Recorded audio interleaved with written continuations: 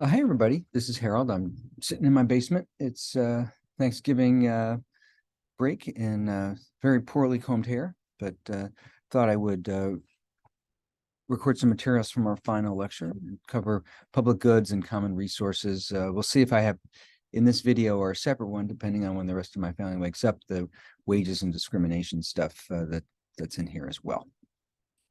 Okay. So let's think about the characteristics of goods and services that we consume. And it's really useful to think about two attributes of goods that sort of distinguish a private consumption good from a something that is either a public good or a common resource in a variety of ways.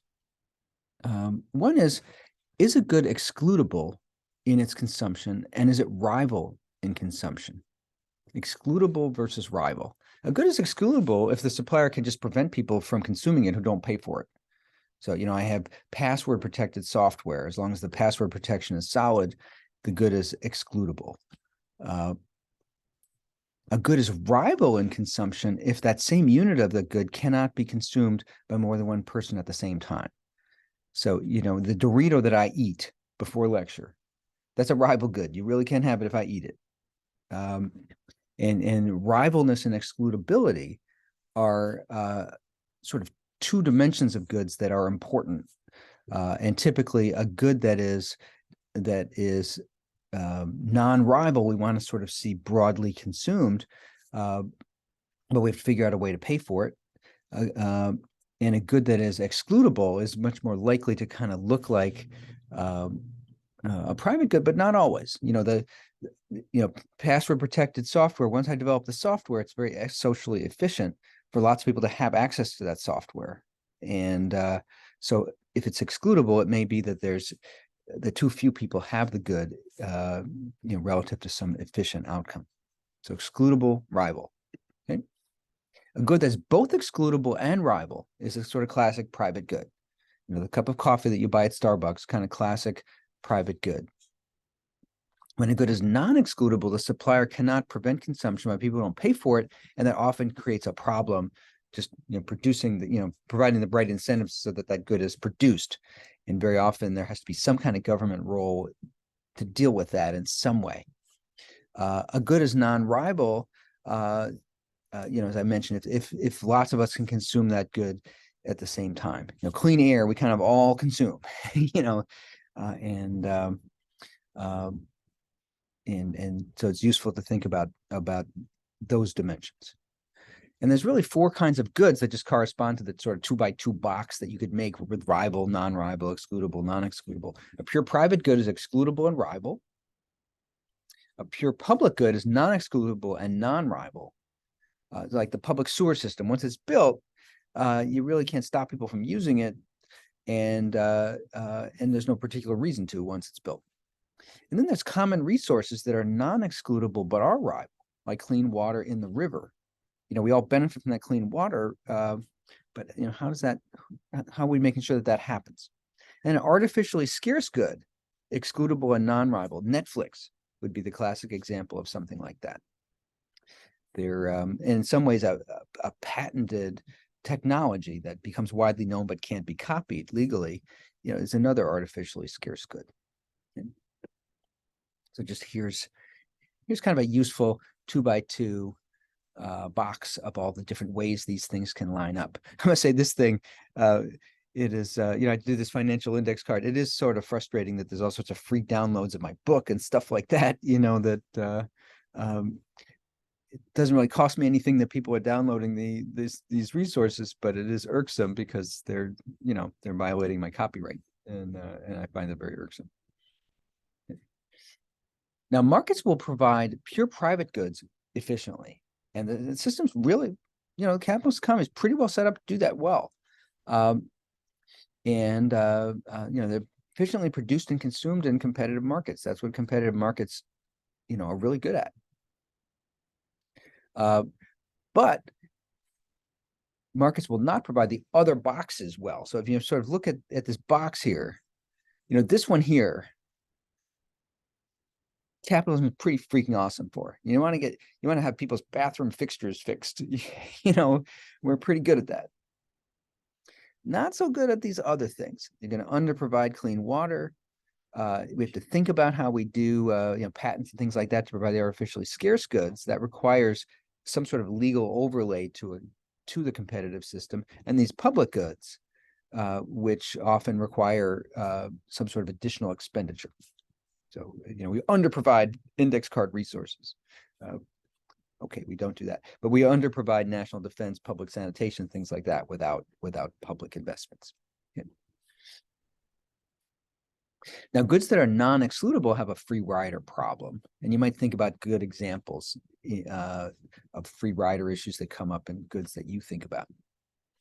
And now, when goods are completely non-rival in consumption, the efficient price in consumption should really be zero. Once the thing's produced, we want everybody to have it. There's no particular reason why we want to exclude it, except that you somehow have to something has to happen so that good is produced. And when a positive price is charged to compensate producers, the result is often inefficiently low consumption. In a lot of ways,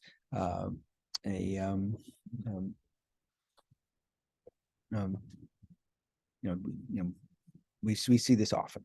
I should say, by what's interesting is what is excludable and non-excludable, and what's rival and non-rival. It often does rely on technology in a particular moment. It is in the era of cell phones, in the era of readily copied things on the internet, just what's rival and what's excludable is just different from what it was in 1980. I would say that the use of cell phones, for example, much less rival than it used to be. That used to be, in order to use a telephone, there had to be a physical wire. You picked up this hard black phone, and you had to use it. Now you can go anywhere. It really doesn't tax common resources too much to use this phone. And over time, technology is allowing more and more data transfer becomes cheaper and cheaper. So let's talk about public good.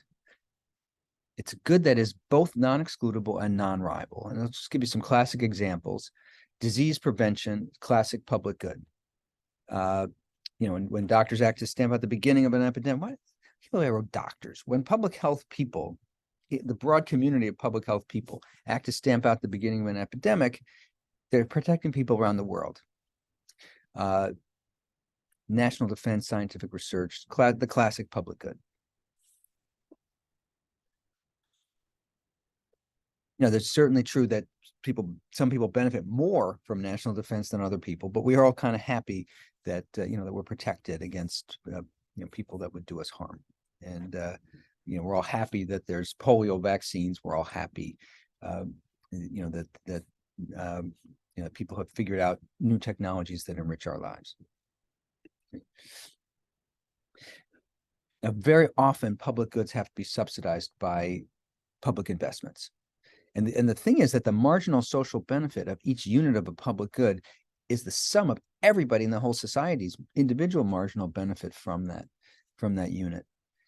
And so what you want to do is you want to produce to the point where, again, marginal benefit equals marginal cost, but the marginal benefit is now adding up over everybody, the benefit that they get from that non-excludable, non-rival resource. Okay? So here's an example. Street cleaning. And so we have Ted and Alice both benefit from having a clean street. And and this is just the quantity of street cleaning. If you clean the street 3 times, then Alice benefits 12 units, and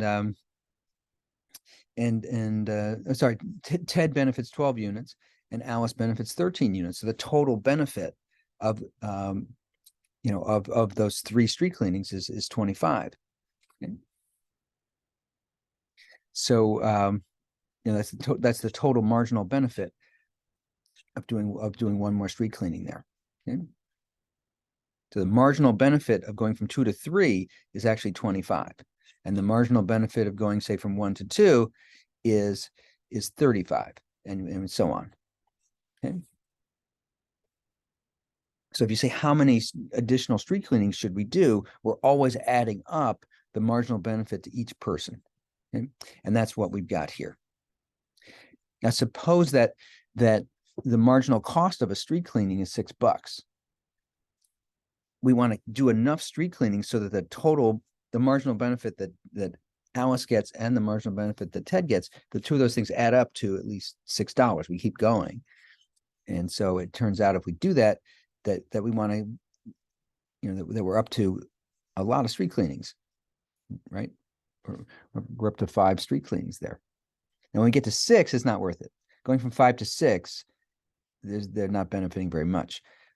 But you really see, we can do a lot of street cleanings. And if street cleanings were a rival good and only one person benefited, we would have we would have fewer street cleanings. In this case, it would really only make each of them by themselves kind of only willing to pay for 4. Okay? Because if if we think about how much would Ted be willing to pay for street cleanings, Ted would be, if it's $6, he'd be willing to go from 3 to 4 because he gets $7 worth of benefit from that last street cleaning going from 3 to 4, but not from 4 to 5. And similarly, if we look at Alice would be willing to also pay for 4 if it was just her own personal benefit, but she's not willing to pay for that 5th street cleaning. So, so we somehow have to get together and subsidize that in some way, and Alice and Ted have to act collectively. Okay? So no individual has the incentive to provide the efficient quantity of public good because I only want to pay for my own personal marginal benefit for that public good, not the benefit that all the other people are getting from that same thing. And that's a justification for the existence of government providing public goods. So, this has nothing to do with whether you're a capitalist or socialist, whatever. There's a very straightforward efficiency argument for common provision of public goods. Okay. Now, if we try to figure out how much of a public good should be provided, that's where cost-benefit analysis comes into play. We're trying to balance the social costs and the social benefits of providing a public good.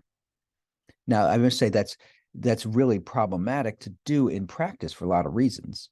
One is, how do you actually measure stuff? And there's a politics, and also there's all the ways that people don't answer surveys well. And there's also just the fact that this human bias and imagine that some pollsters came to you and said, how much are you willing to pay for Yellowstone National Park being there? First of all, it'd be a hard question to answer. But secondly, if I think Yellowstone's kind of a cool thing, I probably would exaggerate how much I would actually be willing to pay if you actually made me pay. Yeah, I'd be willing to pay $2,000 this year for Yellowstone National Park to exist. And somebody said, okay, great. We take credit cards. But I don't actually know if I have the $2,000 to pay for Yellowstone right now. You can imagine, all kinds of practical issues. And if you're dealing with issues like crime, there's just a lot of challenges in really measuring that stuff. Also, cost-benefit analysis creates a lot of interesting ethical dilemmas that can really matter. And also, cost-benefit analysis addresses people's willingness to pay. It does not address a lot of social justice, individual rights issues that can also be quite important. So if you say, how much are people willing to pay to avoid the risk of armed robbery? It turns out, and other interpersonal crimes, it turns out quite a lot.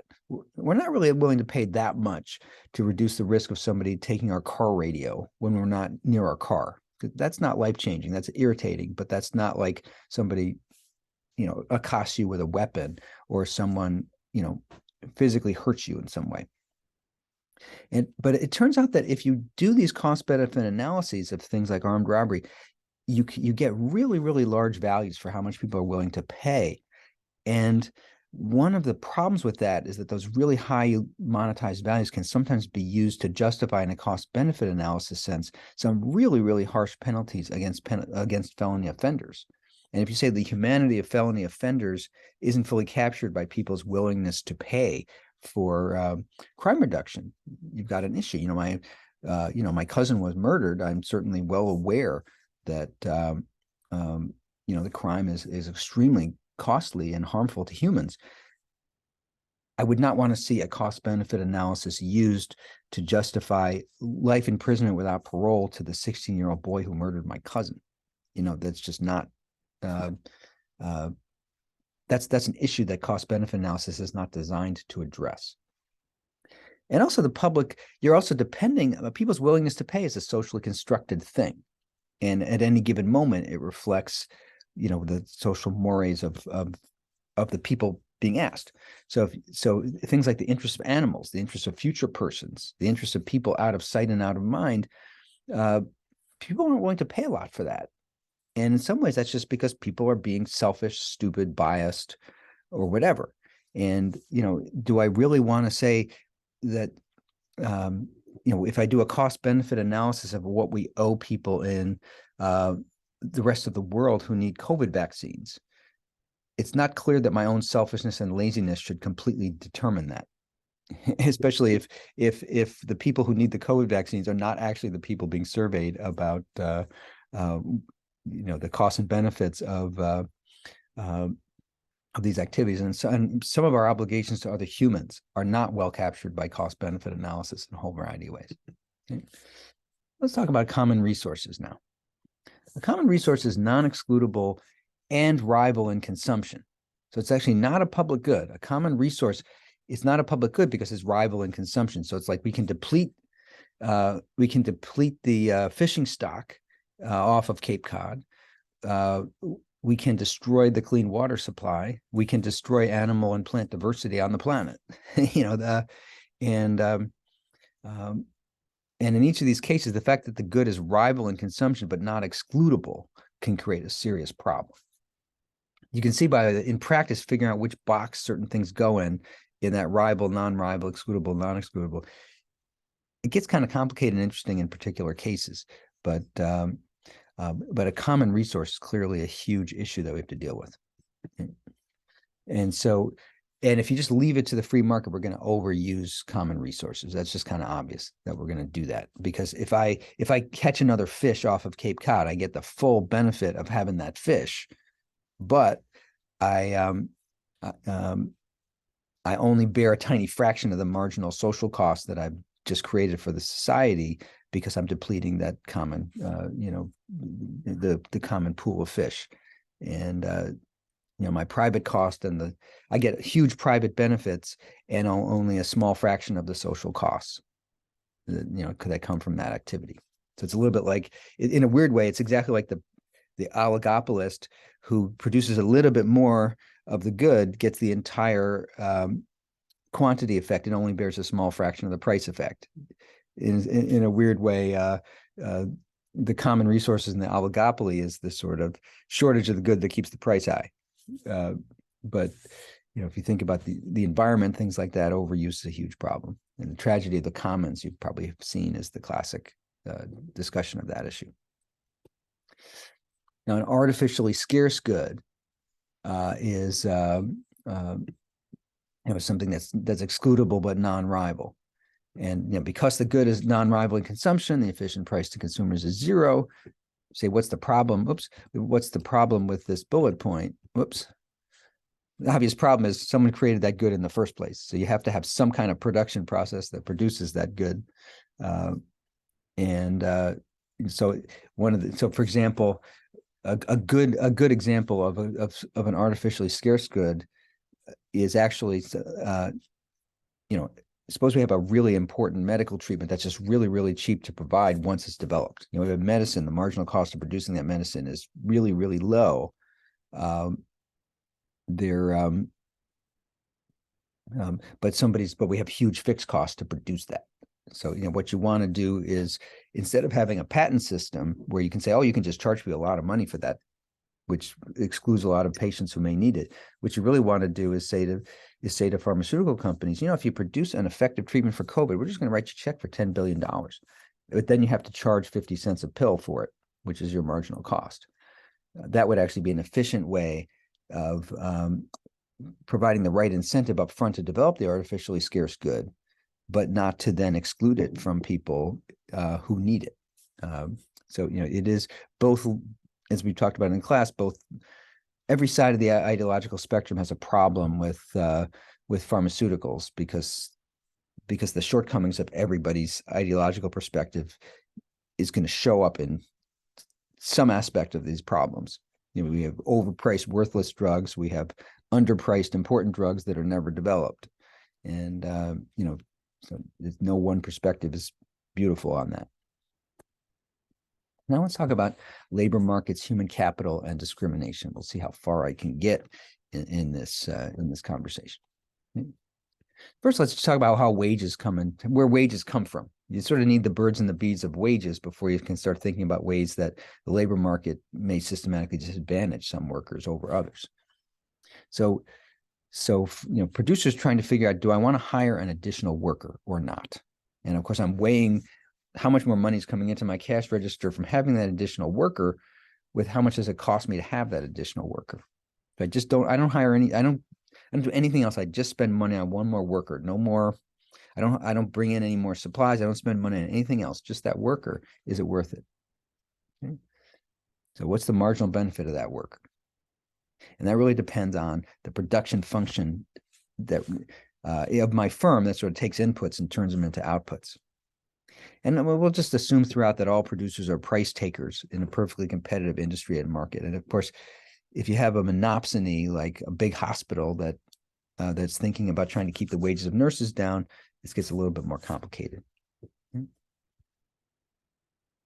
So as we talked about before in class, you're thinking about the value of the marginal product, which is the additional output I get from having one more worker. That worker's marginal product multiplied by the price of the good that worker produces.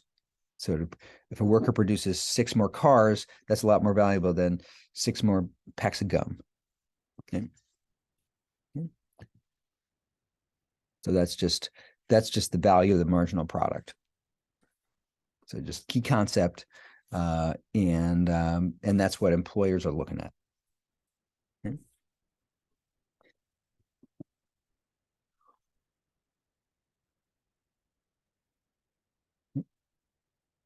And we often call the value of the marginal product of labor the marginal revenue product. That's just different words, same thing. Now, in the labor market, the price of labor is people's wages. And by the way, wages, we include things like benefits, anything that is compensation for the worker or the cost of having that worker there. So there's typically wage and non-wage compensation in terms of, your paycheck. If you have really expensive benefits, that's obviously something that that employers are thinking about. Okay. So just again, no rocket science here. There's a market wage of say $200. I don't know what this is, depending on the product. We could talk about what maybe it's $200 a day, whatever it is. And there's a wage rate, and there's also the value of the marginal product of labor. And you keep hiring workers. My first worker, I'm generating $400, and it's only costing me $200 to have that worker. Second one, I'm over $300. I kind of keep going. I'm going to get to this worker, the fifth worker. That fifth worker, I get $200 more in in value of the marginal product of labor. Person cost me $200. I'm just willing to hire that last worker there. I'm not willing to hire this worker here because the value of the marginal product is just less than $200. Okay. So I stop at person A. Okay. Now what causes, by the way, exactly the same thing. If I'm thinking about how much wood to purchase, by the way, I do exactly the same thing. How many machines to purchase.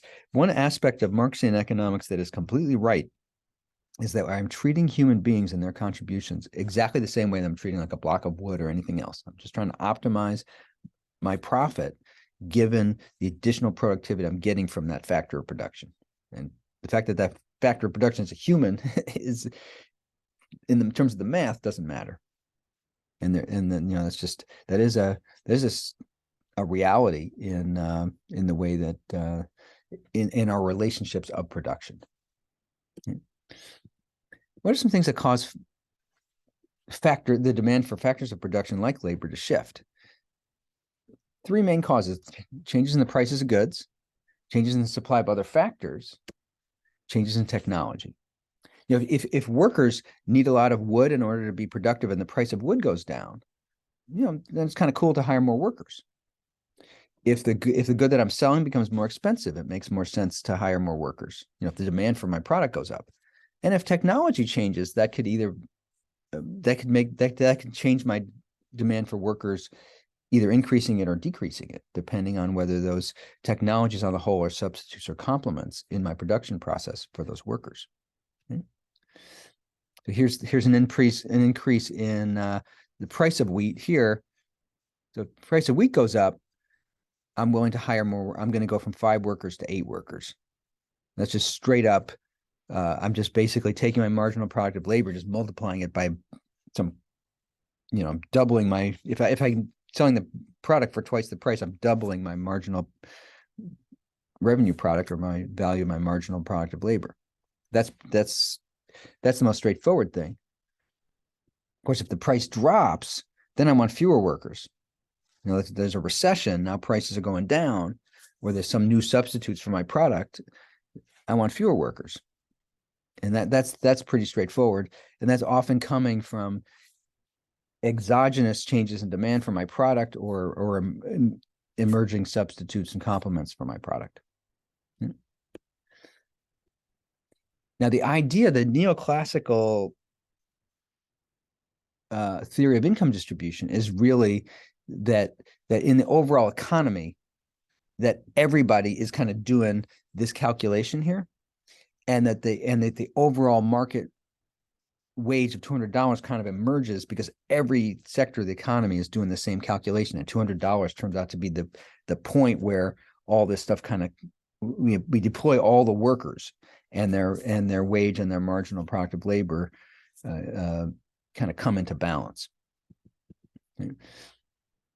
So you have lots of perfectly competitive markets. Everybody's doing that same calculation. There's going to be a point where the wage settles, where all the workers are employed, and where the value of the marginal revenue product of labor balances out that wage. That's sort of that kismet thing. Okay. So all producers face the same wage. By the way, you could have Farmer Jones and Farmer Smith. You could also have Farmer Jones and Chipmaker Smith, who are hiring similar workers. They're all doing the same calculation. And in this case, if you say had 12 workers, this is where you end up. That 5 of them are employed by Jones, 7 of them are employed by Smith. Okay. And each one is kind of doing his profit maximizing thing. We got all the workers employed. Everything's in equilibrium. And it is kind of amazing that the decentralized competitive economy does this pretty well in a lot of ways. Now, of course, we're assuming a lot of stuff under the hood here, and workers are kind of homogeneous, and there's just a whole ton of assumptions here, but competitive economy actually kind of does this at a big level in an amazing way. One of the striking things about the capitalist system is that the price and the wage and price system allocates resources efficiently across a $20 trillion economy, in an amazingly efficient way.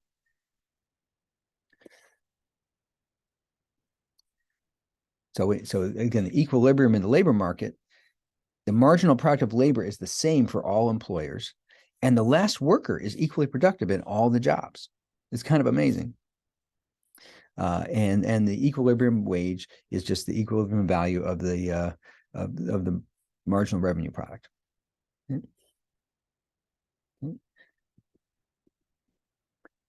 So it doesn't, if you had one more worker in the society, it doesn't matter where you send them. They're producing potato chips, cars, wheat, they'd be equally productive in any application.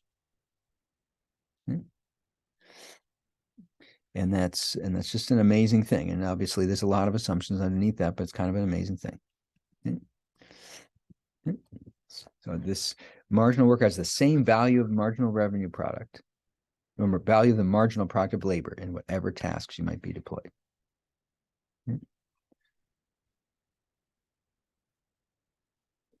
But here's equilibrium in the labor market. Let's see if I can, there we go. This is kind of the classic supply and demand story about labor. Now, one of the most striking things about this graph is that it does not accurately describe some key aspects of the way labor markets actually work in America. So I've just described the amazingly sort of kismet aspect of this neoclassical model. Well, this particular supply equals demand thing, it's got insights in it. It's also got some key problems. And let's just describe what some of those key problems are. Okay?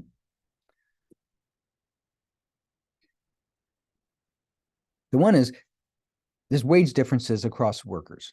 Do they reflect real differences in marginal productivity or something else going on? You know, if I have two farm workers and one of them is like 5 times stronger than the other one, they're going to get a higher wage. A lot of wage differences are not so obviously connected, you know, to things. You know, we don't pay people piece rate and a lot of stuff. And what's going on with that? There, in fact, there's really interesting literature about workers and whether workers are willing to see individual workers in their own work site paid different wages based on their individual productivity. And it turns out there was a study done in the phone system where they had people that were sitting around making what are called induction coils. They would sit there wiring up. You take a long metal rod and you wrap wire around it. And there were some people who were faster than other people at doing that. And one of the most striking things was the people that were really productive at doing that thought it was unfair to give lower wages to their peers who were less productive. This person should not get a lower wage than I am. They're working just as hard. It just happens that I'm faster at this. I should not get a higher wage than that other person. George Akerlof has some beautiful analyses of that, and sort of striking how norms of fairness matter a lot in this. Okay? Because, you know, again, in the simplest story, there's a lot of stuff going on. Each individual worker is getting paid their marginal revenue product, and all workers are employed. Everybody's willing to work at the prevailing wage, and there's no unmet demand for labor at this prevailing wages. You know, it's basically labor works like the market for socks. You know, there's an equilibrium price for it, and that's what it is. And if by the way, to the extent that that story is right, how do we raise wages? There's a couple ways that we can raise wages. One is we can raise the price of the output goods that workers produce.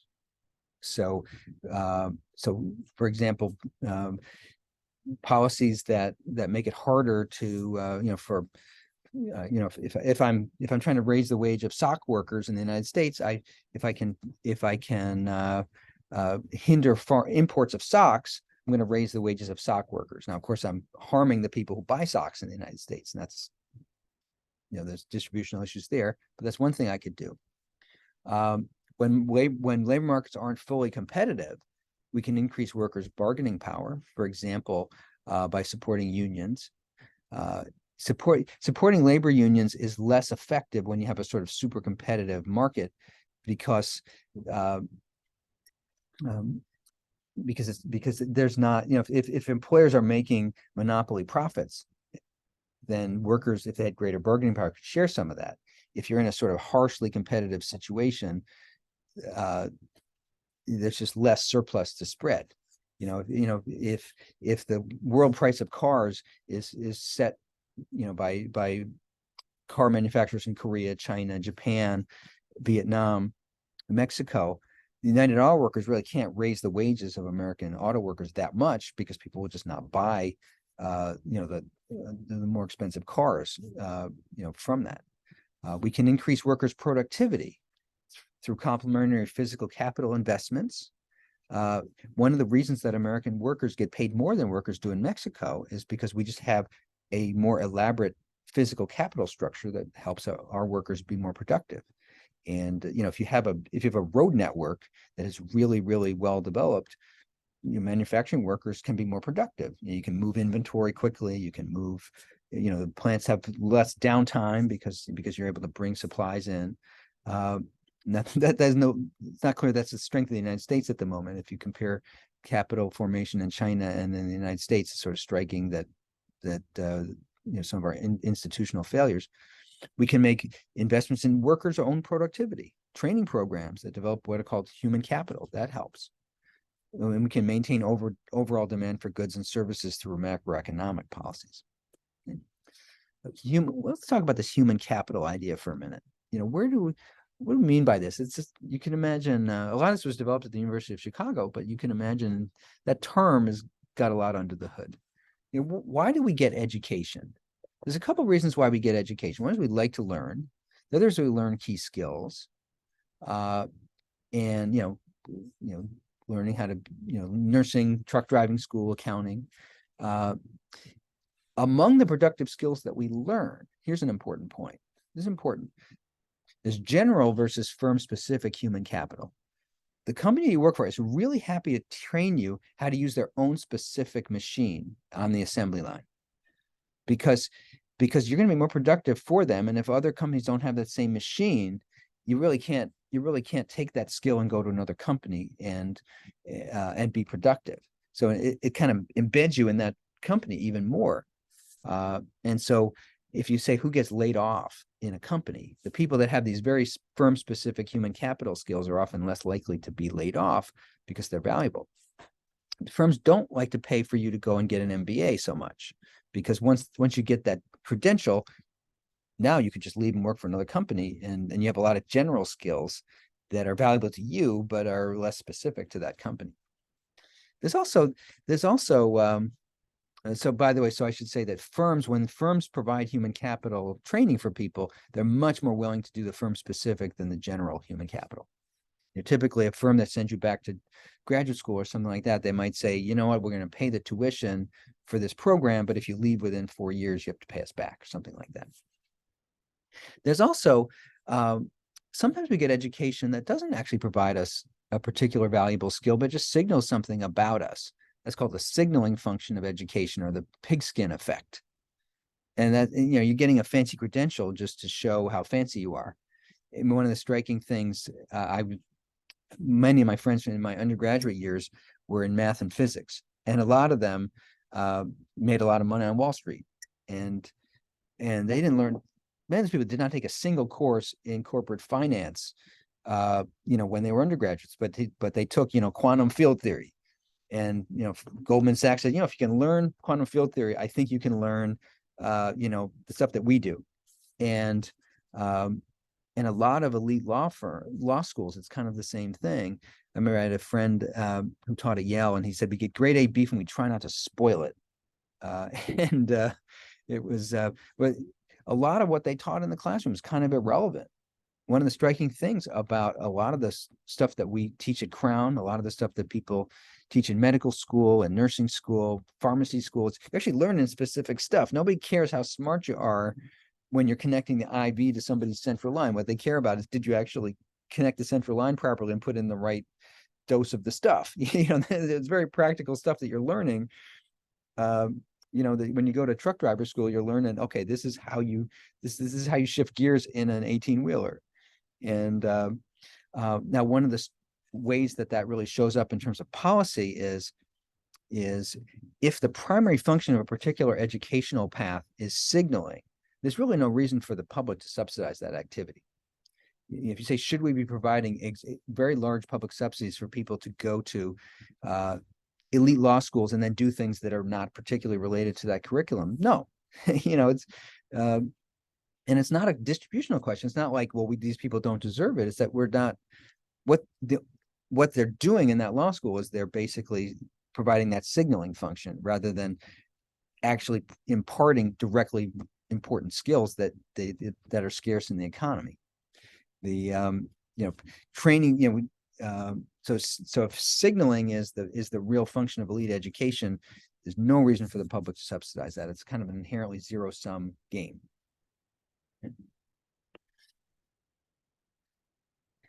There's also this idea of compensating differentials, which is that workers get a premium to do riskier or nastier jobs. And, and how much of a premium people get depends on how much you have to pay people to take on a certain risk. And, typically workers demand something like $40,000 to $100,000 over a lifetime to assume a 1% higher lifetime probability of death in a dangerous job. And we often say $40,000 to $100,000 is roughly 1% of how much people value their lives. So people are valuing their lives between $4 and $10 million in this scenario. Now, there's, of course, a bunch of really complicated empirical questions here. One thing is that people don't randomly sort into jobs. If you say, who is it that takes a job, working for a utility for a company where they're climbing the ladder and, messing around 80 feet in the air with a high-powered electrical line, that's not a randomly selected person. And either they enjoy that job more, or they value their sense of their own willingness to take risks is different from other people. One of the striking things is how low the pay is in some things that are really dangerous. And in the popular, in pop culture, we have this sense of people who are in the underground gun economy, drug economy, people making tons of money. And it's true that people, there's people selling drugs who have a nice money roll in their pocket that they can flash to people. If you do ethnographic work with people in the underground economy, and Sudhir Venkatesh's book Gang Leader for a Day is an example, one of the striking things about that is how often people ask you, can you help me get a job working in food services at the University of Chicago? How do I get I'd really like to be a janitor, at U of C and have a nice job with benefits that's not dangerous and doesn't have all of the issues that I have in the underground economy. And it is, one of the things that it is striking. If we provided basic economic opportunity across the full range of our society, there'd be a ton of people who are now involved in illegal activity would be doing something different. And the pay is not that great when you take into account the risks that people undergo and the sense of moral injury they undergo. Another thing, when you talk to people who are involved in the criminal economy, they have a lot of really painful, traumatic experiences. They inflict trauma on other people sometimes, and that's not what they want to do. That's just what the society has. The structures of our society. That's they're operating within that structure. One of the things that's funny though is the way that it's also an opportunity for self-reflection. Remember, there were professors at the University of California who started complaining publicly that they were getting the same salary as guards in maximum security prisons. And of course, the public reaction was boo effing who to that.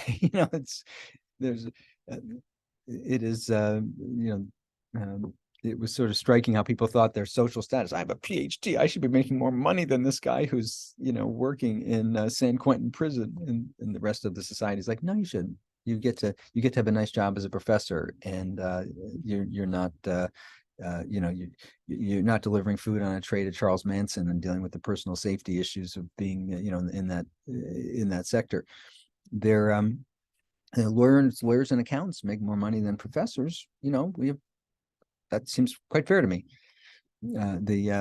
People want to talk to me. They often, they need to be paid more money to talk to me than to talk to people who are more interesting. That's fair too. Here's a cool topic: the economics of superstars. So another thing that the neoclassical model does not get right is how some people just get monster wages. And what's going on with that? It's like if Ralph Schwartz is a 5% better shoemaker than somebody else, he's going to get a 5% higher wage. If Amy Schwartz is a 5% better cardiologist, she's getting a 25% higher wage. And if Johnny Cochran, he was OJ's defense lawyer, if he's a 25% better lawyer than Marcia Clark, he's going to get 15 times the salary. And, LeBron James is 10% better than Jabari Parker at basketball. I should update the slide since Jabari now I think LeBron James is now a billionaire, actually. Um, there's actually a really nice book by Alan Kruger called Raw Economics. It's a very sad thing. Alan Kruger died by suicide.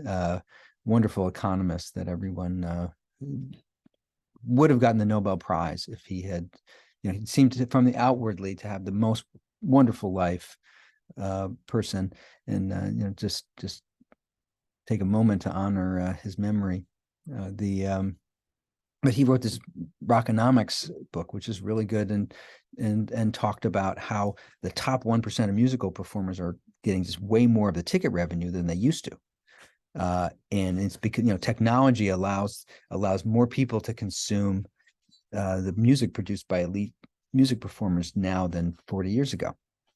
Jim Lehrer is, I don't know if you guys have ever watched Jim Lehrer deliver the news. He seems like all the older men in my family, in terms of reading the news. Earns bazillion times the salary. By the way, cool fact about Jim Lehrer: my daughter thought that he was dating Britney Spears, which he was not at the time. Limp Bizkit. That was I'm at my age. I can't give that was my best really horrible pop band I could think of. They seemed worse to me than the median high school band, but they were making a ton of money. I actually thought they were spoofed. They were so bad when I first heard them. These are superstars. We've got all the superstars in my daughter's room as she prepared for her high school prom, and these are my two superstars here. They're why do these people get such high wages? It's just amazing. They're we got a lot of superstars here. So how is it that small productivity differences create such a large pay difference? There's a couple of different reasons why that happens. One is that you're in an inherently competitive situation. If LeBron James is a little bit better basketball player, than somebody else, he's going to win. That's really important. The other thing is that high-level managers, their skill is leveraged over so many other people. And that makes a big difference too. If you're the corporate CEO and you're 1% more productive than the next guy, and you've got 200,000 people working for you, that translates into a huge difference in the value of your marginal product. And so one of these two things is typically happening. There's some inherent competition, or I'm leveraging my stuff over many other people. What's interesting about this, for example, is this does not apply to certain things. So like the best surgeon is going to get paid, is definitely going to be very well paid, but you can still only operate on one person at a time. So you don't see surgeons getting, $500 million a year the way you do for corporate CEO, because they can't leverage that over so many other people. So they're going to get more money. Donald Trump is going to go to the heart surgeon who's got, who's to the best heart surgeon, who's going to pay a premium for that, but you're still only operating on one person. So why are there superstars? As a combination of consumer preferences and technology. Everyone wants goods produced by the best producer. So, the best litigators and the best athletes get paid a lot. And technology allows the best producer to supply every consumer at low cost. Like in 1900, the best athletes and musicians, they toured America by train, and they competed against local players, and they barnstormed. And the 500 people that watched them would pay a lot of money to see them. Today, 1 billion people can see them. The 1 billion people watch the Super Bowl halftime show. So as I mentioned, you don't have that with the surgeons because they can only service one person at a time. But, there was somebody who was as good as Michael Jordan in 1900. They were not getting paid what Michael Jordan was paid. Very possibly the person who was as good as Michael Jordan wasn't allowed to compete anyway. But that's another story. We'll get to that with discrimination. My grandfather was a communist and was quite a fan of the Negro Leagues, and it was well known that the Negro League players at the time were as good as the major league players played for the Yankees and so on. So there's a bunch of other things going on here too that I'll get to in the lecture. There is an arbitrariness to who wins. So one of the things that's also striking is like you get used to, like people paid a lot of money to watch Jim Lehrer read the news because they were just kind of used to it. And people my age, a lot of people listen to Elton John all the time. There's the all Taylor Swift. People kind of get used to Elton John, Taylor Swift on the radio. They're willing to pay a lot for that. Now let's talk about discrimination. It is striking from an economic point of view. I don't think the economics, by the way, I think economics is a necessary but limited lens to understand discrimination and segregation and structural inequalities. So I would not say that every aspect of discrimination you can beautifully understand if you master microeconomics, but it's a helpful thing. So one of the striking things is if you look at athletes, we have direct performance on people's how good people are. We have direct data on how good people are, and we can see that there's large gaps in pay. And by the way, white players in the NBA get paid significantly more than black players. I think this is coming down some, but even in a league that's dominated by black players, we see racial discrimination is quite pronounced. I think this is, by the way, I think if we divided white players into Europeans and Americans, I think what we would see is that it's really white Americans that are benefiting from this wage discrimination. And by the way, interestingly enough, the gaps are biggest for the bench warmers and least for the stars. And why do you think that is? Because the bench warmers are the real stars are the people that are going to help you win the game for the most part. And, am I really going to, if I can bring in LeBron James, I've got to pay him a very competitive wage because that's going to be the difference between an NBA championship and not. The guy who's like the number 12 person on the bench, I definitely want that person to be good. But if that person, if I have a white player who my fans like a little bit better, that person is attractive for me, and they don't make that much of a difference in who's going to win the game compared to, a black player of the same ability. So, I'm willing to pay more for that white player because it's filling the seats and it's not really changing the outcomes of the games very often. And we see this in baseball card data quite a bit. And we also see that in other ways, discrimination against Asian Americans in university admissions, which over my career was ignored for a long time and was obviously happening. And one of the things that was really clear, remember when I started teaching in the 1990s, was just we saw that there was a conspicuously low proportion of low-performing Asian American students in elite institutions, particularly in quantitative courses. And the reason was that they were effectively, the Asian American students were competing with each other. And, someone who was getting a perfect SAT score and developed a new semiconductor when they were senior in college, senior in high school, they got admitted to school. But the person who was very qualified but didn't do that, very often that was the person who faced discrimination. And the same thing was true, in an earlier era. If you looked at discrimination against Jews, it was most apparent that one would see you would see a low proportion of low performers, and that is that's where it showed up. And people would often say, we don't discriminate. Look at this superstar student who's Asian American, or 1950. Look at that superstar student who's Jewish. That's not the test. They're in the NBA to say we don't discriminate against African Americans. Look at LeBron James. That's not the test. It's really, what are you doing with the median player who's good? He's best athlete in the history of Connecticut. But in the NBA draft, he's at the margin. And does race matter in that? The answer is yes, it does. And there's some of the interesting data from the 1960s showed that if you had black pitchers and white pitchers of equal ability, that fewer fans attended the games with the black pitchers playing, and that black pitchers had better records than whites because the black pitchers who didn't have better records than whites were not hired. And by the way, this also, a lot of this stuff fed into all kinds of implicit racism. People would say, "Oh, black players are just better than white players," and that's what's going on. No, it's that the black players who were not of outstanding ability were not hired. And so what you're observing is the distribution that comes after people have been discriminated against. And that's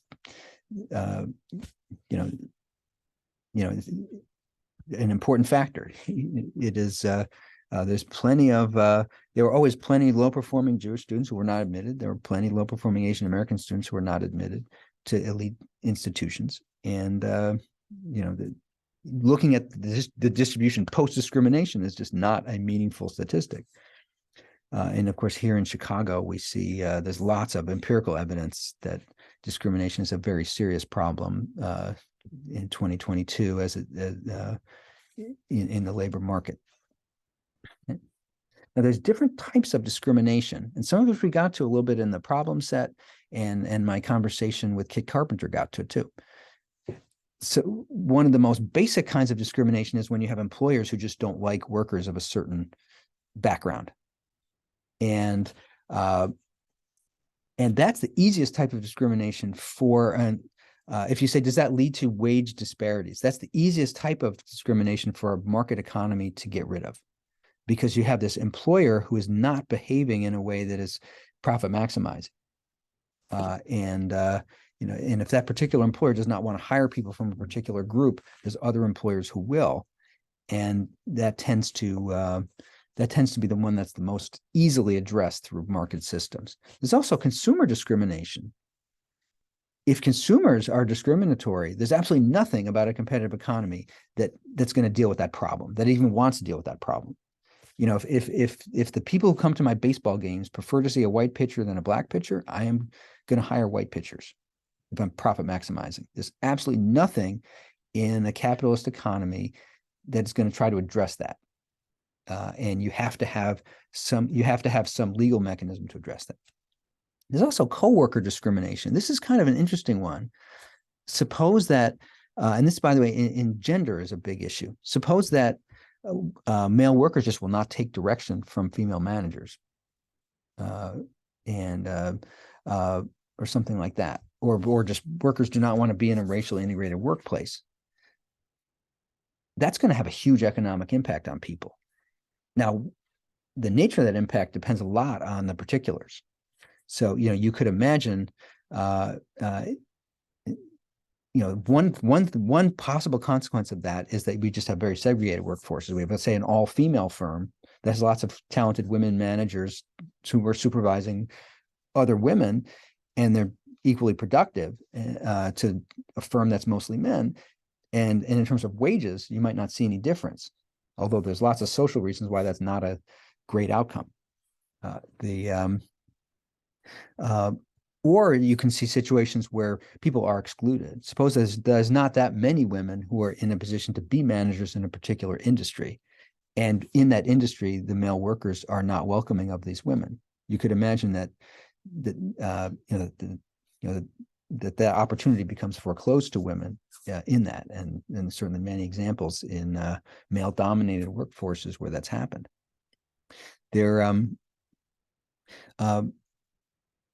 Markets sometimes ameliorate discrimination and sometimes don't. I would say the forms of discrimination that are particularly obviously inefficient are often reduced in well-functioning markets. But a lot of discrimination is not particularly costly to the person doing the discrimination, and that's harder to root out without policy action. And I think it is really important to understand that discrimination requires conscious public policy to address, and not to assume that a well-functioning market is going to address that. And let me just describe some things in the role of government.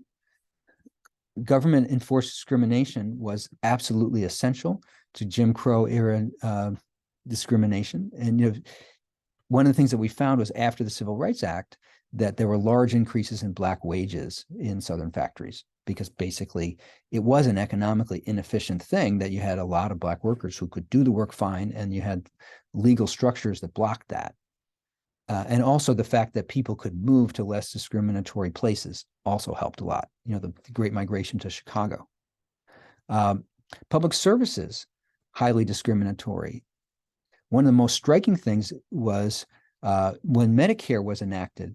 For decades, hospitals in segregated states like Mississippi would say, we just can't treat Black patients. Nobody would tolerate that. in our staff and this in the modern society. And then the Medicare program comes in and says, well, we won't pay for any medical care for any segregated medical facility. And a lot of these facilities are like, oh, we'll desegregate by Tuesday. It's sort of an amazing thing where your treasure, your heart is. And one of the things that people saw was infant mortality really dropped in the Mississippi Delta and other places because people just got access to medical services that they were excluded from before. Disparities in educational inputs were and are huge. And if you look at Gunnar Myrdal's An American Dilemma, which was written during the Second World War, it's really striking how legal segregation we associate with the American South. Southern New Jersey, Delaware, Arizona, Indiana, many places had racial segregation in various forms. And it had a huge economic impact on people because of their ability to get access to training and the social networks required to get jobs and everything else. You say who benefits from wage discrimination? The people who are the closest substitutes for the discriminated against workers are one immediate set of winners. Also, by the way, employers who could hire the discriminated against class of workers in some other setting. So like steel mills in Chicago, in a weird way, benefited from discrimination against Black workers in the South because that provided a cheap labor pool. And there's also, in a non-economic way, but in a real way, was people who derived a psychic gain from the sense that we are in the legally superior group. And people are willing to pay an economic cost for things that give them public favor and seem to enact their social status. And many white Americans were made worse off by racial discrimination, but chose to pay that price. And we're willing to pay that. Short-term losers, of course, people that were discriminated against, people who wanted to hire workers that they were not allowed to legally, consumers and others who would have benefited from the labor productivity of discriminating against workers. So the whole economy lost a lot. From the broader macro perspective, racial discrimination is extremely costly, but unfortunately, the majority of people who provide that discrimination were often willing to pay that cost. So as I mentioned, in the different types of discrimination, employer taste-based discrimination is the classic one, often leads to a segregated workforce where workers find firms that they go and get jobs at less prejudiced employers, who, by the way, the less prejudiced employers often benefit from the ability to hire this labor pool. And it turns out that small groups of employees that face this kind of employer taste-based discrimination can do better than large groups because it's just easier to find a niche in the economy where there's less discrimination. And by the way, very often people within the group that is being discriminated against can hire each other. A lot of the law firms in New York City did not want to hire Jews and Italians, in the immediate post-war period. Lots of law firms were set up by Jews and Italians and hired other Jews and Italians, and could do the work fine and were able to compete on that basis. But one of the most shameful things in the history of American immigration is how many of the sweatshops were actually owned by people of the same ethnic group. And if you go to Chinatown in New York and you look at the very exploitative labor conditions that many Chinese immigrants are working under, many of them are owned by Chinese Americans or other Chinese immigrant people, and that's always been true. That's always been a segment where that reality is going on. And the sweatshops of Chicago were often owned by Jews and Eastern European immigrant entrepreneurs. I encourage you to listen to my interview with Kit Carpenter on current challenges in LGBTQ plus discrimination. One of the interesting things that Kit and I also talked about is because LGBTQ plus folks are a pretty small group, some of the wage issues, there's not that big of a wage gap that's coming from this type of discrimination. The wage gap is not the only measure of the economic and human harm that is done to people through discrimination. and the social harm that comes from widespread mistreatment and public denigration of any particular group. That's quite harmful, even if it doesn't translate into large differences in wages. It translates into lots of other things that are harmful for people. So if we discover in a model that the particular group does not suffer a wage hit because they are discriminated against, it does not mean that they are not harmed by discrimination. That's just one element. And also, of course, we're assuming that government doesn't come in and reinforce discrimination in various ways. So I think the economic model of wage determination can sometimes tell you, what, there's ways that small groups can avoid the wage disparities that might come from particular kinds of discrimination. It does not mean that they are not harmed. And I think that's a really important thing. Consumer discrimination, as I mentioned, this is something that a market economy will definitely cater to. And like if Abercrombie and Fitch, if people that shop at the mall want to shop from with sales staff at a clothing store that meet a particular body type or whatever, that's what the firms are going to provide. Abercrombie and Fitch did not want to hire sales clerks with any kind of disability or people with a high body mass index, and that's part of their business model. But I say their business model also includes never getting any dollars from me. That's just really, really horrible. Also, there's other kinds of consumer discrimination. A lot of health clubs racially discriminate because it turns out that a lot of consumers at health clubs want to be with people of their same race.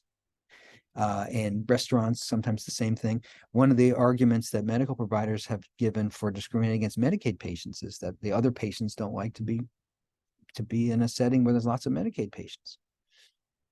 So we've met the enemy, and the enemy is us when it comes to discrimination in this consumer sense. That it's not very surprising that a society that has a huge amount of anti-Black racism, that we see markets catering to that in a variety of ways. And of course, other groups as well. Coworker discrimination. People might demand a premium to work with disliked coworkers. I highly, highly, highly recommend Rosabeth Moss Cantor's sociological text, Men and Women of the Corporation. It's about a company which I think is Monsanto, but I don't know, it's something like that, where she really talks about these challenges that women managers have. And it's just an amazing, many of the best economists are sociologists. This is a great example of it.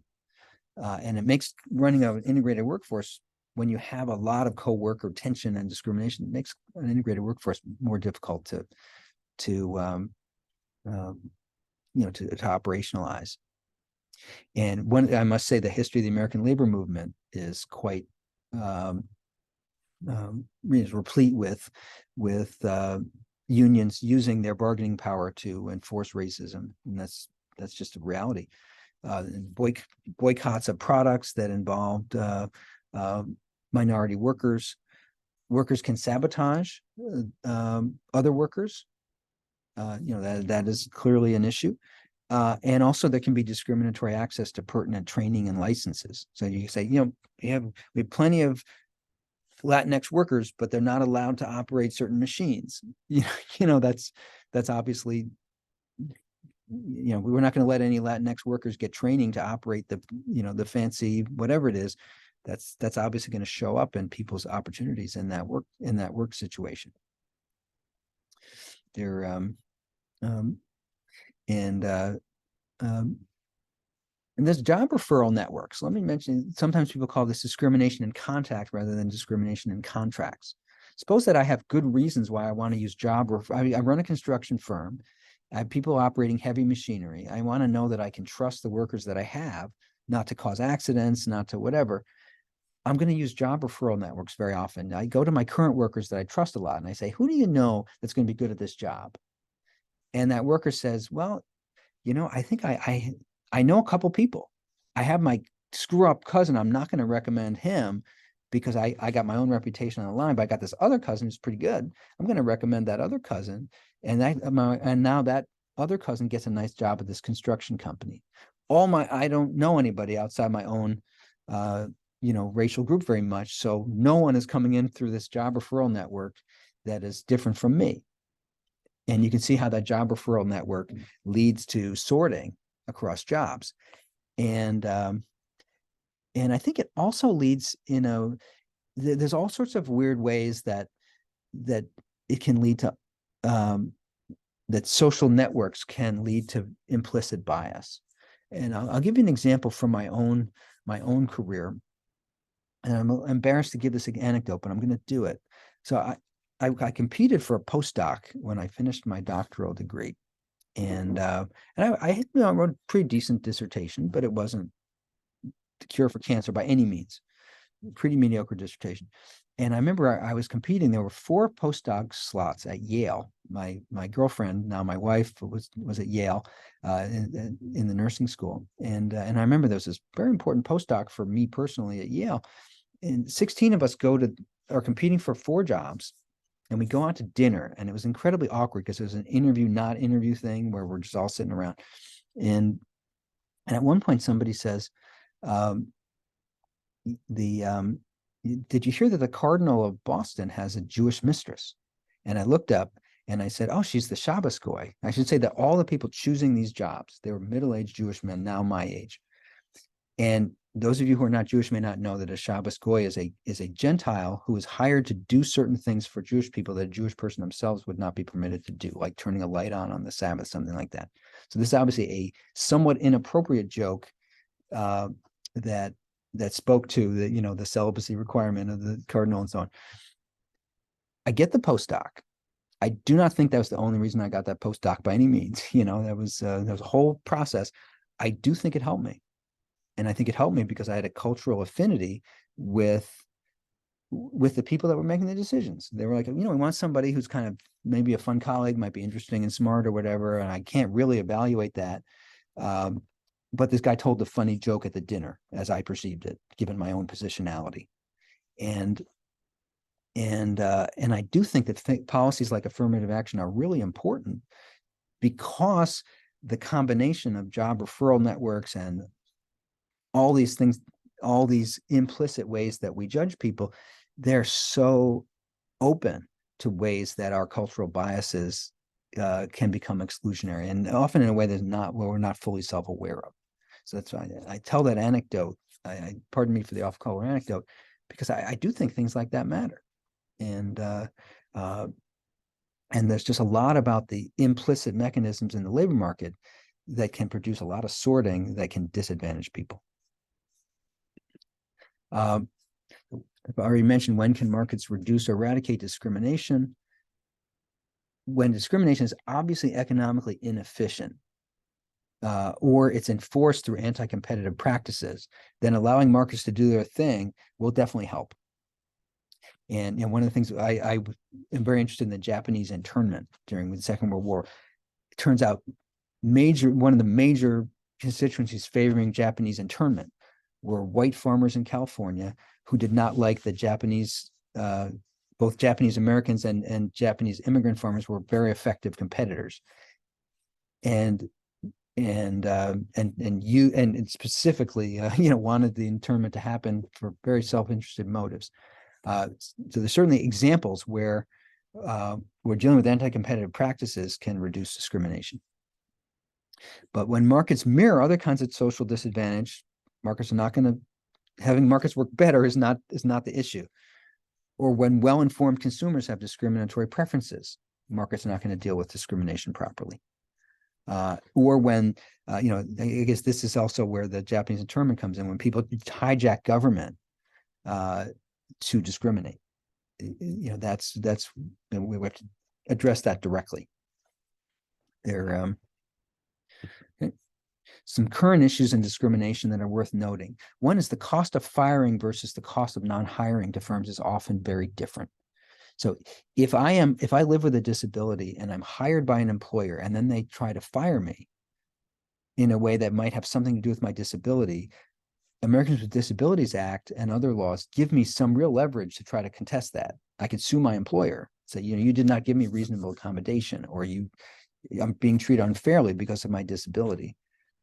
If that employer never hires me in the first place, it's almost impossible to get redress for that. There's 10 of us apply for a job and I'm not hired and I have a disability. Well, there's 8 other people who didn't get hired for the same job who may or may not have a disability. How can I prove that I was not hired because of my disability?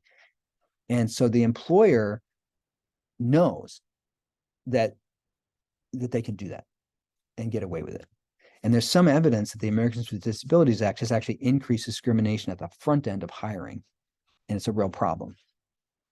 One question, of course, we now face is to what extent we're allowed to specifically do things like affirmative action that either remedy past discrimination or remedy current hidden discrimination. And it's a little unclear what we're allowed to do as employers, as universities. One of the things that we in university admissions, this is a big issue. One of the things we know from medical schools is actually we've done randomized trials and we see that Black patients, particularly older men, do better with Black doctors and have better health outcomes if they have a Black doctor. And young Black doctors it's more readily create a rapport with their older Black male patients that turns out to really matter for things like hypertension control, things like that. Are we allowed to say, well, we want to make sure that we have enough Black doctors to do that work? We need and it's not clear the courts are going to allow us to do that in a straight up way. Now, one of the challenges we have is we then try to work around those, for example, by de-emphasizing particular admissions criteria where we think that some of our minority applicants, Latinx, Black applicants, or others, low-income people might do poorly compared to others in the sort of rankings when we do the algorithms, leads to all sorts of goofy, unintended consequences. So I'm really quite concerned that affirmative action is going to be outlawed, and that will be harmful, and that will also lead us to do things to try to get around those regulations to increase diversity in a way that will have all sorts of unfortunate consequences. One being that if you say, for example, don't use standardized test scores, because let's not use those because they either may be biased or because it's a source of comparative disadvantage for minority applicants. The biggest thing that does is it completely changes around who we're admitting in our pool of non-Hispanic whites, and it is and it's not clear that going to test score optional is leading to a more fair or more representative group of people in a lot of settings, but it's the one that allows us to deal with some of the tensions around the affirmative action debate in the most direct way, and I'm really uncomfortable with some of the implications of that for institutions like the University of Chicago. I'll also mention statistical and stereotype discrimination. It's hard for bartenders to get health insurance because bartenders on average are more likely to have an alcohol use disorder. That makes them expensive to insure. Firms are sometimes reluctant to make major investments in women of childbearing age because they're more likely to go out on maternity leave, change jobs, leave the labor force, things like that. That is statistical discrimination. Section 8 housing vouchers. Recipients pay high rents. One of the most ironic things is if you go to, I remember when I was at Yale, Yale had a legal clinic, and the Yale law students who ran the legal clinic were paying lower rents than their clients because the Yale law students were viewed as more desirable tenants. And just should we allow one of the current issues is it allowed to have? Can you discriminate against people who are Section 8 voucher holders and charging them higher rents? And by the way, it is very, very difficult to enforce a non-discrimination law here because you have a lot of small landlords who know that they really are not facing accountability if they discriminate. And then there's things like SAT scores. Is it discriminating against people if you use SAT scores in jobs? Sometimes yes, sometimes no. Real challenge. I mentioned other issues in the labor market as well. how do we compensate people? I mentioned sort of the whole wage equals the value of the marginal product of labor. Sometimes we compensate people in other ways. Suppose, for example, it's a lot easier to measure relative productivity than absolute productivity. The Ford dealership doesn't really know how many cars are going to sell this year, but it knows that Sonny sold more cars than Harold. So what you might do is say, we're going to have a tournament with competitive bonuses. And the tournament does a couple things. One is it's going to attract higher ability people to your firm, maybe, because people who think they have a real prospect of winning that tournament are going to find the job more attractive. And of course, lots of jobs kind of have a look of that tournament. Do you make partner in a law firm? Do you get tenure at a university?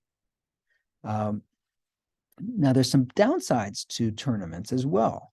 One is having a few big prizes has a really strong incentive effect among the people who think they're going to get the prize.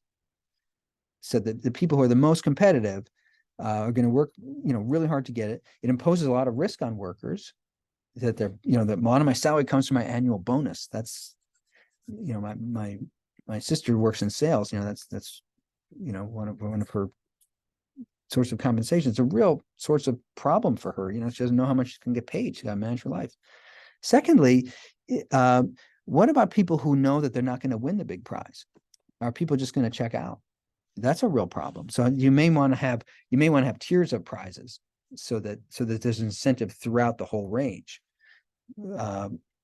Because if you just say you get tenure or nothing, once somebody realizes they're not going to get tenure, are they just going to check out?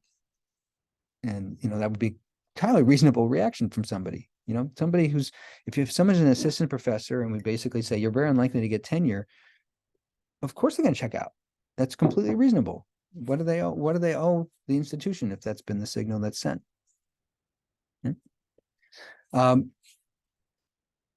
Now, why do we have tenure? What are some of the pluses and minuses? We have up or out in the military is another thing that's very much like that. And it's sort of interesting to think about what the good and bad aspects of tenure. One is the most aggressive people may be the people most likely to win the tournament, win tenure, something like that. Now, if that's true, you want to do two things. You may want to seek out those people. You want excellent researchers, whatever, but you also want to have some changed incentives so that the people who are already super competitive have a little bit less incentive to be super aggressive towards their peers, especially if you want someone in a high level position. One of the real problems in academia is when you have someone in a position of leadership who is very envious towards their junior colleague who's being more research productive, and then says, what, I think you should include me as the co-PI in your grant. And obviously that's toxic and exploitative, and to some extent tenure reduces those kinds of problems because I don't feel like I'm competing against the person 20 years younger than I am who's more teched up than I am at this point in my career. Also, you can focus on aspects of your job that aren't particularly helpful in competition. So you want people to be on university committees that are not going to produce peer-reviewed papers. It's fair to say, well, you're already tenured, you should be doing that. And let's have this assistant professor do something different.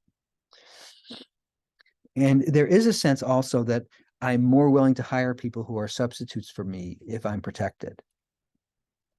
You could imagine if I'm on the hiring committee and I'm hiring my own potential competitors, I might really want to hire people that are mediocre so that I can be sure that I'm not hiring my own replacement. And those kinds of incentives do matter in organizations. I'm not going to hire someone who's super excellent at the same stuff that I do if that person could just replace me. That's common sense. So up or out systems do that. I don't like up or out systems very much. I don't consider them to be very human.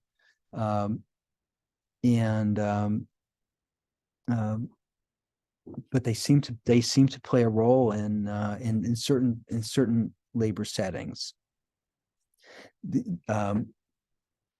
I do think this is where the sociologists really have often more to offer than the economists in thinking about the pluses and minuses of these systems.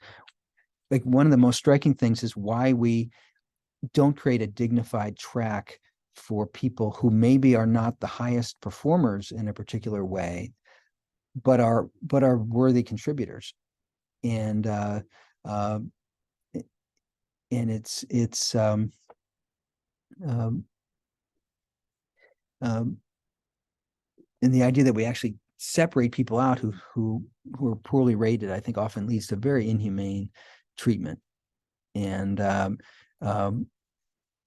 one of the things that I find, one of the real sources of moral injury in my career is how we treat our colleagues who don't get tenure. And sometimes we are just in a very self-serving way. We treat people poorly. We force them to leave the institution very quickly, even if they're young parents with kids, things like that. And we come up with self-serving rationales for it, or we say, well, it would really be uncomfortable for that person to be in the organization once they've been denied tenure. And so to give them a grace year so they can leave in a more dignified way it's just prolonging the inevitable or prolonging the pain or whatever. And often I'm thinking, no, it's not. It's inconvenient for the institution. This person teaches great. This person's good human. They didn't get tenure. But we should give them that extra time. And very often we don't. And it's and there's sort of interesting employee morale issues that do come into play in a lot of work settings. Firms really do not like to retain disappointed workers or workers that don't like the institution. And firms don't want to hire someone. This is part of why the idea that someone's overqualified becomes an important issue. This idea, this person is going to be a malcontent here. It's kind of the kinds of sentences that might be spoken.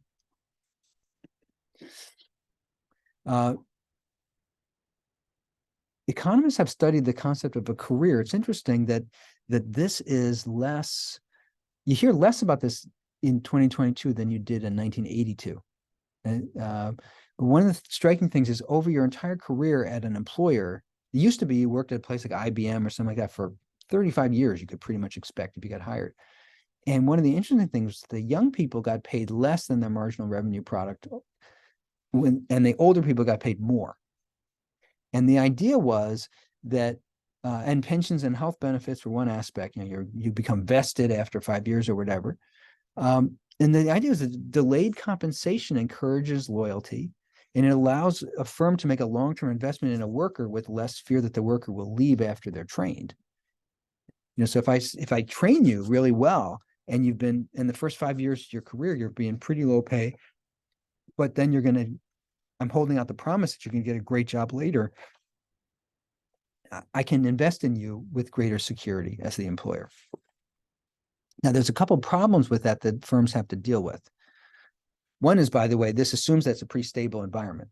If you have a rapidly changing labor force or labor conditions, the worker might say, well, you promised to pay me a higher wage 10 years from now, but how do I know that you as a firm will be able to do that?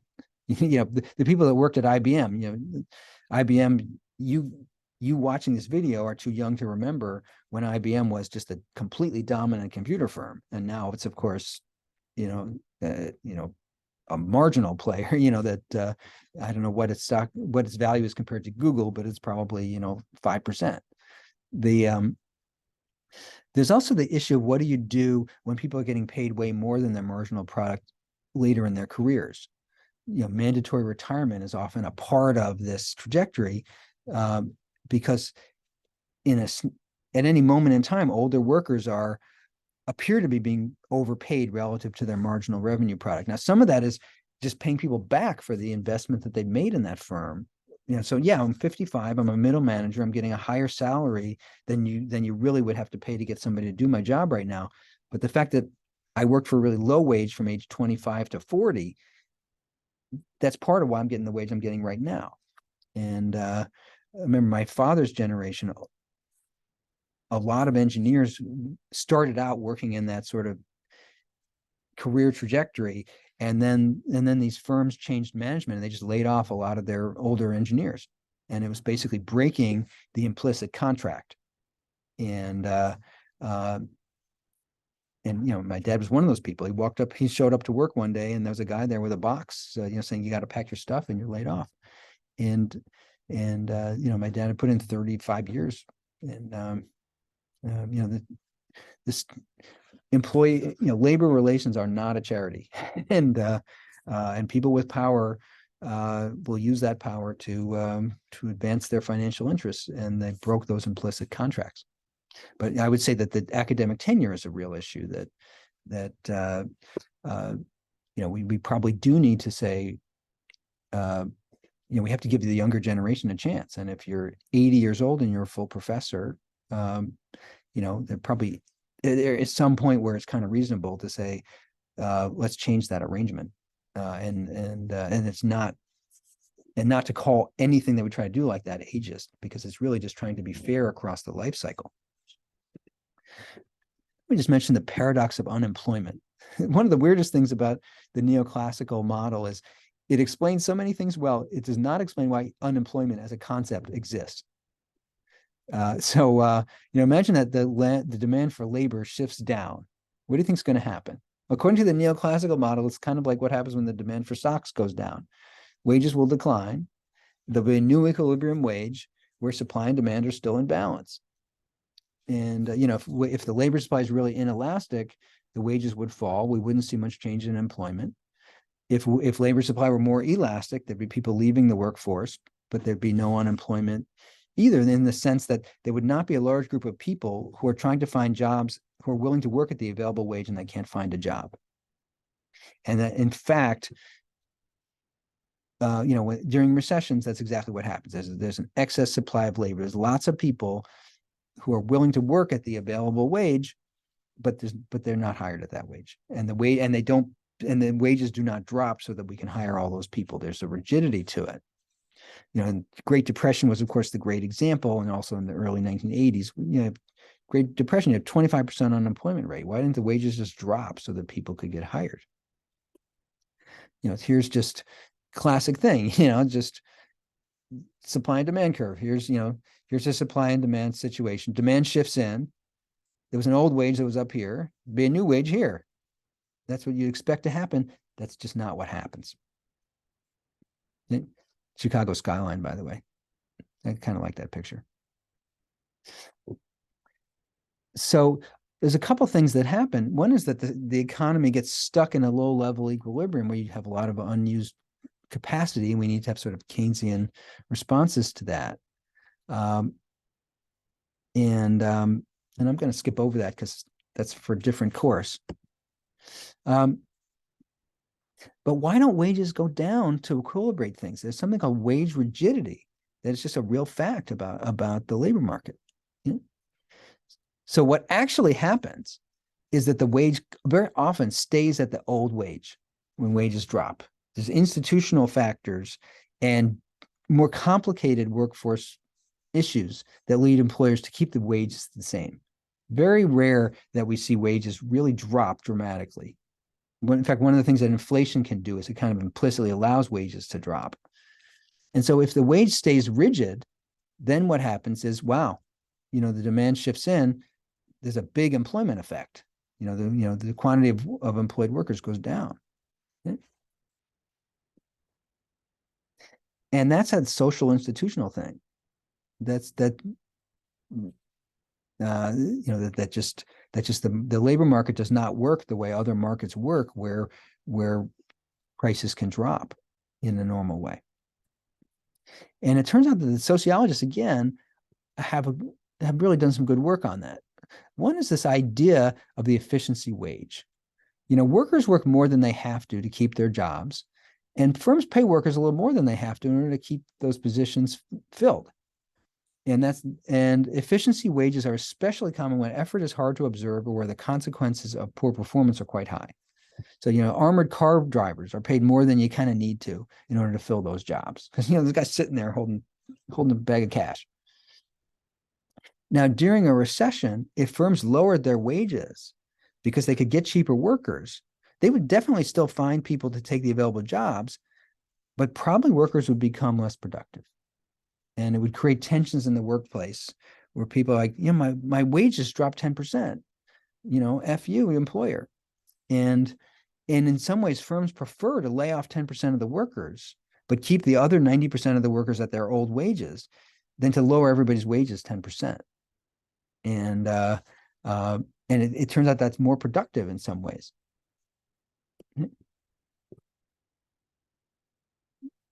I should also say, let's talk about labor supply a little bit. What influences the supply of labor? There's a trade-off between what we call work and leisure. I don't particularly like that expression because leisure is often like taking care of a disabled relative, reading to your kids.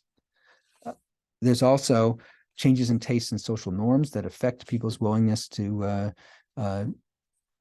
take certain jobs or their ability to take certain jobs. There's social stigma around, people taking certain jobs that don't conform to prevailing gender roles, or there's just straight out exclusion. Women were not hired for lots of jobs, and changes in alternative opportunities and substitutes.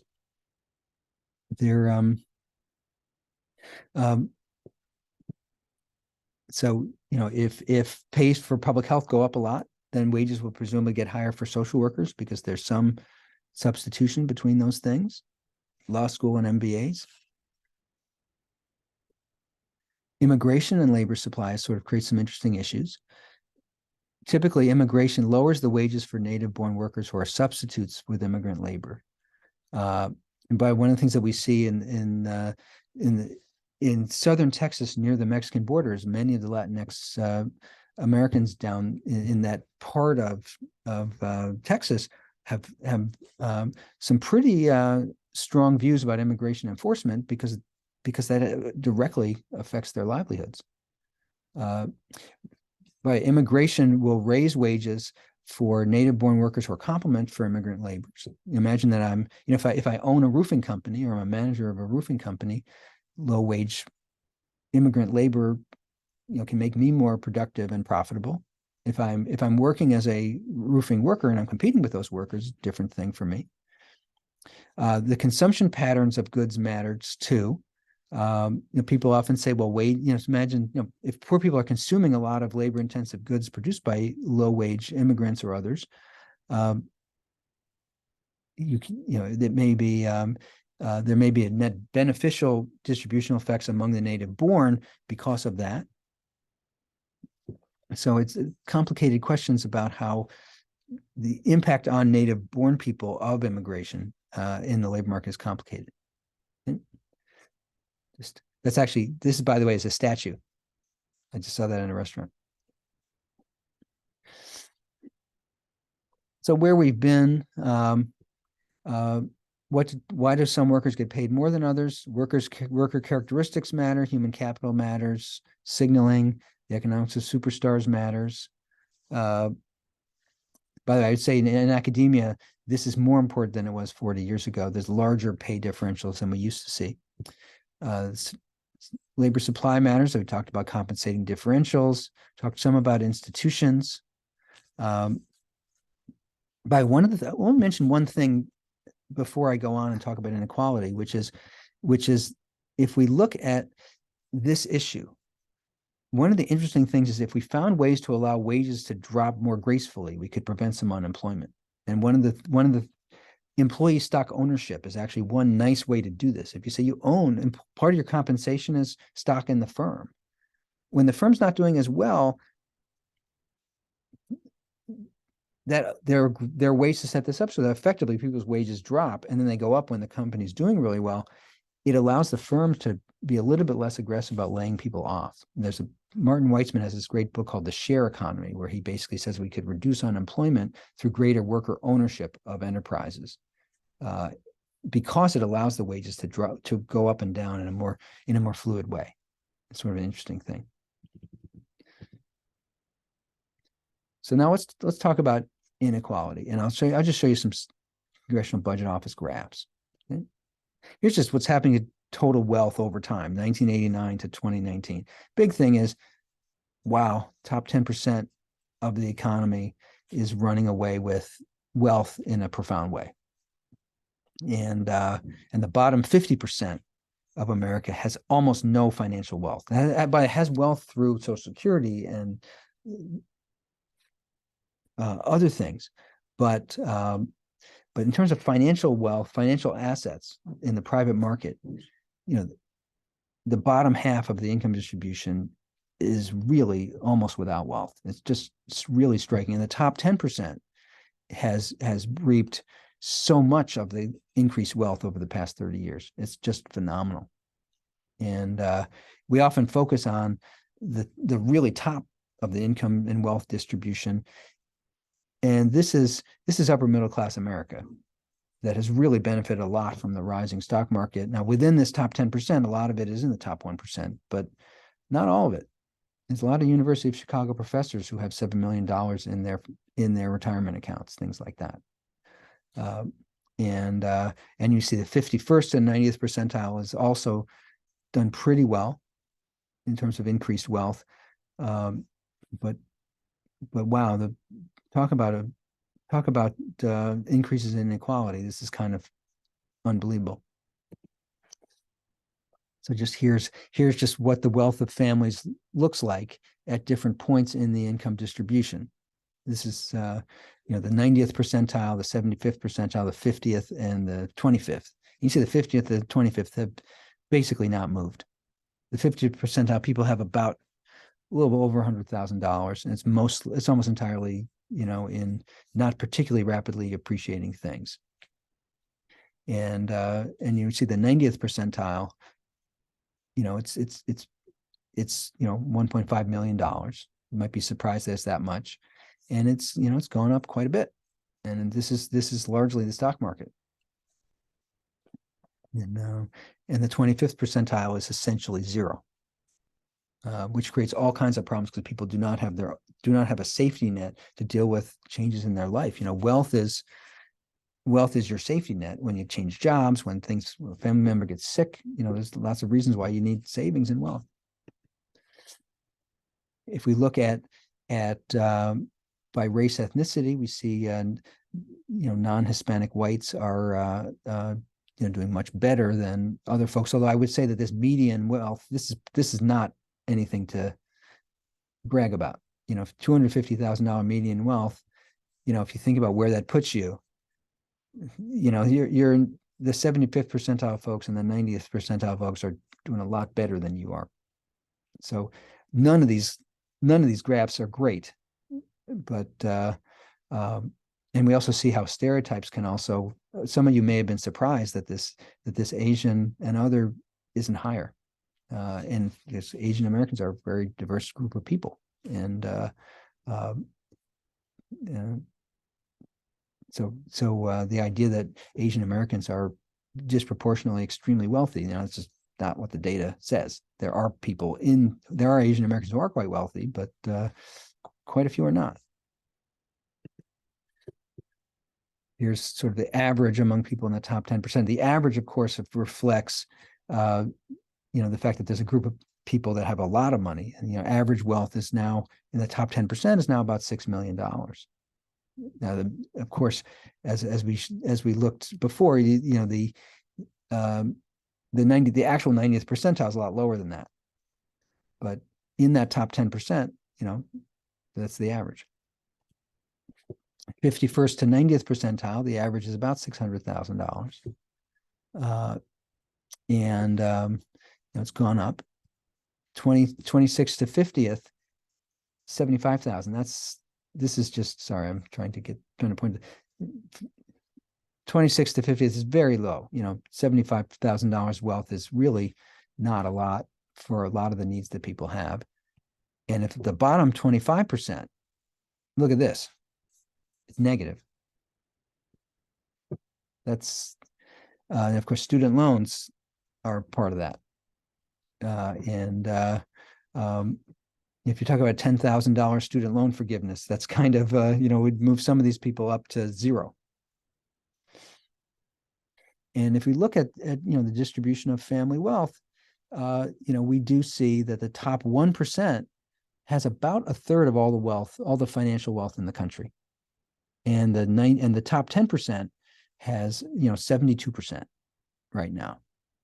And that it has become less equal over time. And see, the bottom 50% has 2%, of family wealth in America.